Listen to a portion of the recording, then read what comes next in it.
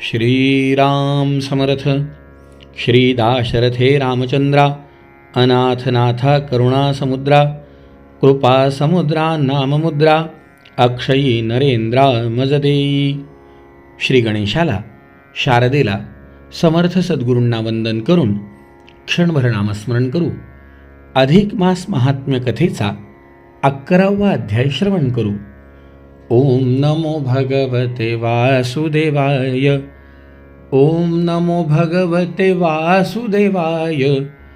ओम नमो भगवते वासुदेवाय. ओम नमो भगवते वासुदेवाय. ओम नमो भगवते वासुदेवाय. गोपाल कृष्ण भगवान की जय. श्रोते हो नमस्कार.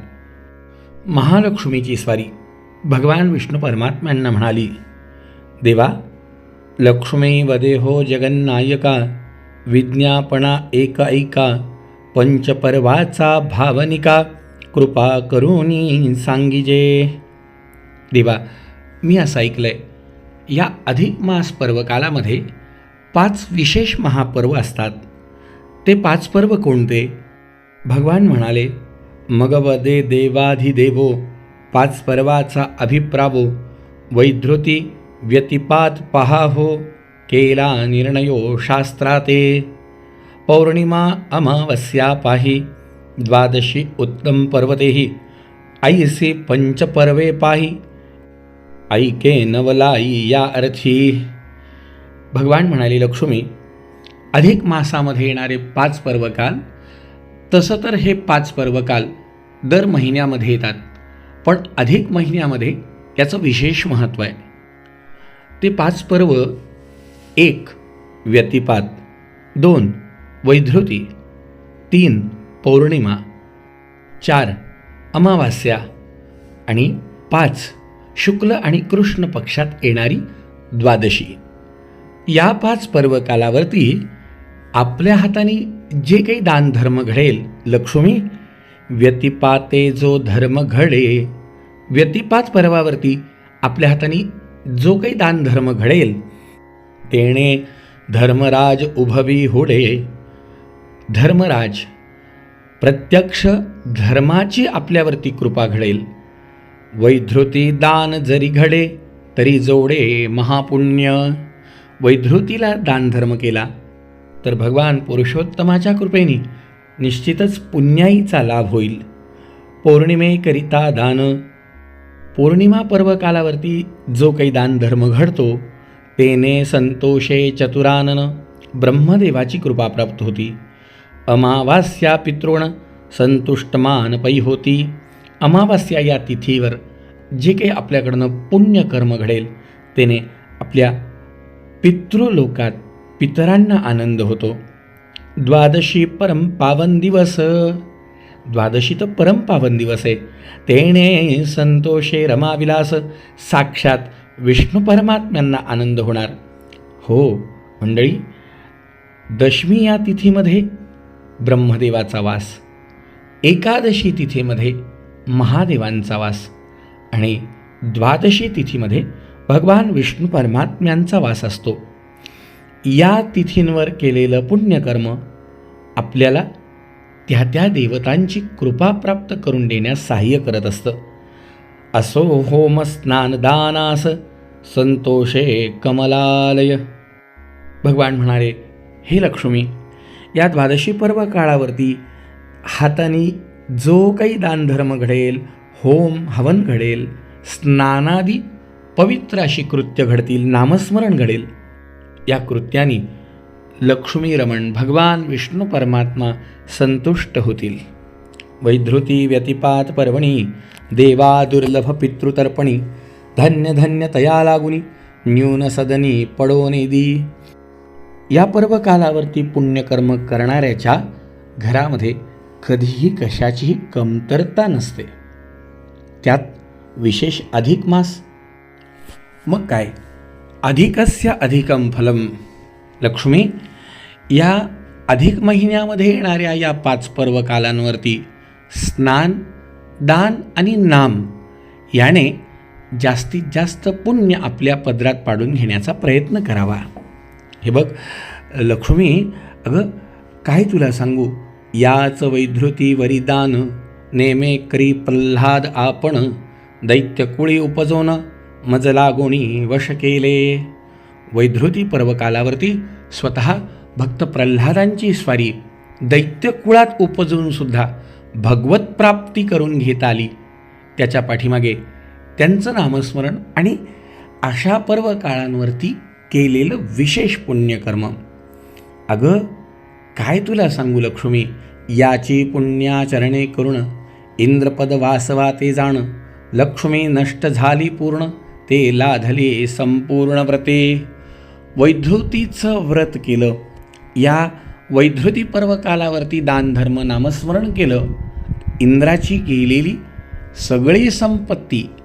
आपण भागवत कथेमध्ये ऐकलं असेल की इंद्राचे 14 रत्न समुद्रात पडले. स्वतः दुर्वास मुनींनी शाप दिलेला ते 14 रत्न भगवंताच्या आशीर्वादाने समुद्रमंथन करून परत मिळाले. भगवान म्हणाले, लक्ष्मी ही इंद्राणी वैधृती पर्वावर केलेली पुण्याई आहे. अगं पूर्वी मानधाता राजा सूर्यवंशी परमधार्मिक पुण्यराशी इंद्रपद प्राप्त झाले तयासी, तो वासवासी पदच्युत. या वैधृती पर्वकाळावरती अनेक महात्म्यांनी आपल्या जीवनामध्ये दान धर्म नामस्मरण गंगा स्नानादी तीर्थयात्रा करून आपलं जीवन परम पावन करून घेतलं. भगवान लक्ष्मीला सांगतायत, हे लक्ष्मी वैधृती सकेलिया दान, या वैधृती पर्व कालावरती जो काही दान धर्म घडेल तेणे समग्र देवता संतुष्टमान, सगळ्या देवता संतुष्ट होतात. करायचं काय तर या दिवशी शक्य असेल तर घृतासहित तुपासहित पायसान्न पायस दान करावं. नाही पायस दान करणं शक्य नसेल तर किमान तूप दान करावं. अथवा शक्ती असल्या जाणं, जर शक्ती असेल आपली इच्छा असेल आपल्या घरी यथाशक्ती अन्नदान करावं. नसेल शक्य तर किमान तिळांनी भरलेलं पात्र तुपाने भरलेलं पात्र दक्षिणेसहित दान करावं. या वैधृती पर्व काळावर आणखीन काय दान करता येऊ शकतं तर शक्य असतील तर तिळाचे 16 लाडू, शक्य असतील तर 16 केळी, 16 खारका, 16 सुपाऱ्या, यापैकी जे काही शक्य असेल ते 16 प्रमाणामध्ये आपली ज्यांच्यावरती श्रद्धा आहे त्या ब्राह्मणाला, गुरुजींना, गुरूंना हे दान करावं.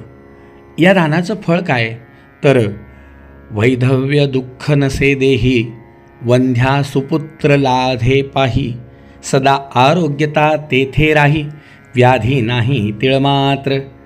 ज्याच्या हाताने हे पुण्य कर्म घडेल त्याच्या घरामध्ये भगवंताचा आशीर्वाद, त्याच्या घरातनं व्याधी आधी दूर होतील. सुतांची स्वारी शौनकादिकांना म्हणाली, भगवंताने महालक्ष्मी मातेला अशा प्रकारे वैधृतीचं महिमान सांगितलं. पुढे भगवान म्हणाले, आता तुला व्यतिपातावरती दान केल्याचं महिमा सांगतो. पूर्वी वराह पुराणाच्या ठाई वराह पुराणामध्ये आलेली कथा, सर्वदानाधिकं पुण्यं व्यतिपात प्रभावतः प्रतिमासं विवर्धेत संख्यातेभ्यः शताधिकः. चंद्रसूर्याते समान योग प्राप्त होता यथासांग. चंद्रसूर्याला समान योग प्राप्त झाला की व्यतिपाताचा जन्म होतो.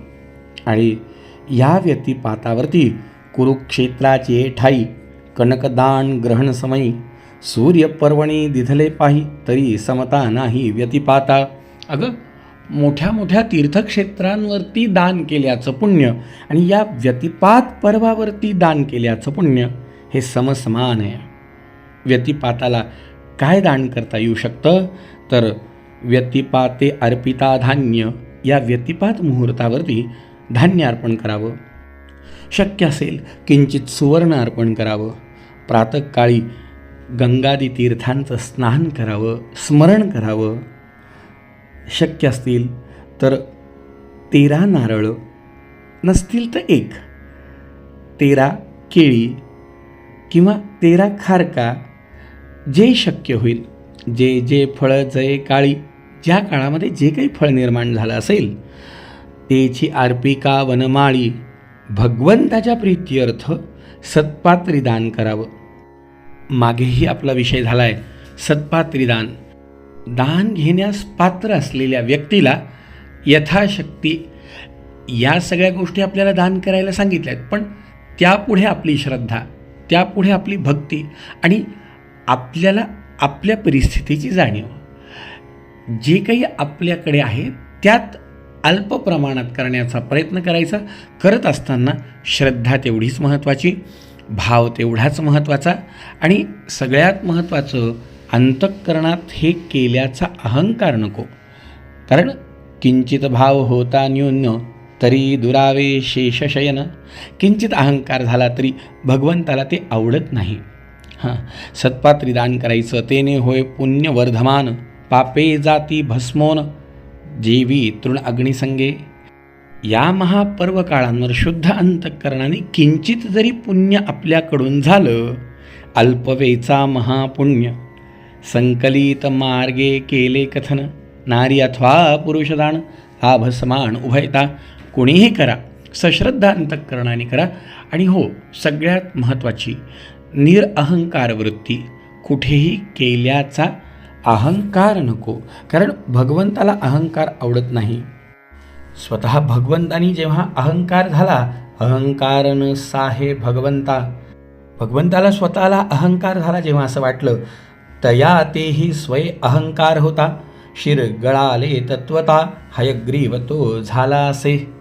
म्हणून हे लक्ष्मी, संसार सुफळ व्हावा, वाटे जया जीवा भावा, तयाने व्रत नेम करावा, एर अभावा चाड नाही. भगवंत स्वतः म्हणतायत की या सगळ्या गोष्टींवर श्रद्धा असणं, भक्ती असणं आणि सश्रद्धा अंतःकरणाने करणं हे महत्त्वाचं आहे. हे जर असेल तर निश्चितच भगवत कृपेचा लाभ होणार. श्रोते हो, भगवंतानी वैधृती आणि व्यतिपात या पर्व कालावरती काय काय दान धर्म करावा हे सांगितलं आहे. आपल्याकडे याची व्यवस्थित नोंद करून ठेवा. आज आपण वैधृती आणि व्यतिपातावरती काय दानधर्म करावा, आणि हे शक्य झालं नाही तर नामस्मरण तर निश्चितच करावं. आज आपण व्यतिपात वैधृती महिमान ऐकलं. उद्या आपण पौर्णिमा अमावस्या पर्व कालावरती काय दान करावं, द्वादशी पर्व कालावरती काय दान करावं हे ऐकणार आहोतच. पण या वर्षीच्या आपल्या या अधिक ज्येष्ठ महिन्यामधले हे 5 पर्व काल कधी कधी आहेत हे आपल्याकडे एका डायरीमध्ये आजच लिहून घ्या. श्रोते हो, सगळ्यात पहिल्यांदा येतोय व्यतिपात पर्वकाळ. हा व्यतिपात पर्वकाळ आहे उद्याच, बुधवार दिनांक 27 मे 2026 रोजी. व्यतिपात पर्वकाळ हा पूर्ण दिवसभर आहे. यानंतर दुसरा पर्वकाळ येतोय 28 मे 2026 गुरुवारी, द्वादशीचा पर्वकाळ. हाही पर्वकाळ दिवसभर आहे. तिसरा पर्वकाळ आहे पौर्णिमा. हा पौर्णिमा पर्वकाळ रविवारी 31 मे 2026 रोजी आहे. हाही पर्वकाळ दिवसभर आहे. यानंतर येतोय चौथा पर्वकाळ वैधृती. हा पर्वकाळ मात्र 6 जून ते 7 जून या दरम्यान आहे. हा पर्वकाळ 6 जूनला सकाळी 10:05 सुरू होणार आहे, तर 7 जूनला सकाळी 10:02 हा पर्वकाळ आहे. ज्यांना सकाळी सकाळी दान करायचं आहे त्यांनी 7 तारखेला करायचं. ज्यांना दुपारनंतर दान करायची इच्छा आहे किंवा शक्य दुपारनंतर आहे त्यांनी 6 तारखेला करायचं आहे.